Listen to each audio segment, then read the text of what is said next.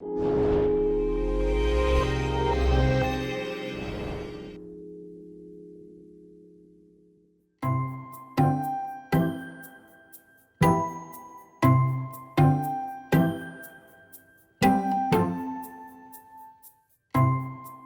Pilcher was described at the time as having no fear, and I think actually flying things like this, you would have had to have done it with no fear whatsoever.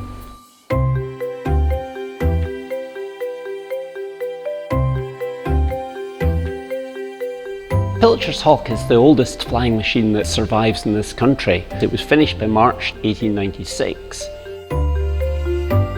Percy Pilcher was assistant lecturer in the Department of Naval Architecture at Glasgow University. And he was what you would term an inventor, and he was experimenting with flight, and this was the fourth glider he built in his lodgings in the Hillhead area of Glasgow, with help from his sister Ella, who did a lot of the fabric work.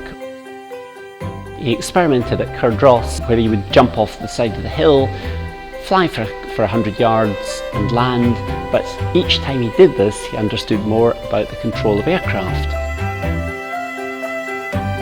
This is quite a complicated conservation project, not only because there's so many different materials, but just also in terms of display. It needs to be stable, suspended in the galleries, but then also we want to conserve as much original material as possible.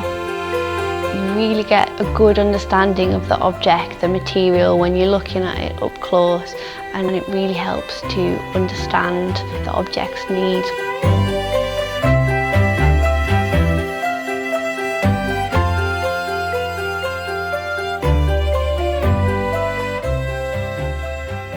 September 1899, Pilcher flew his last flight. It was a wet and windy day. The tail broke on the aircraft and he crashed, and several days later he died.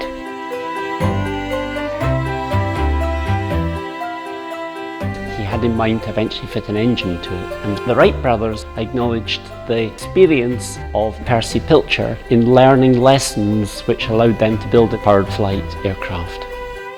This was pioneering stuff in the history of aviation.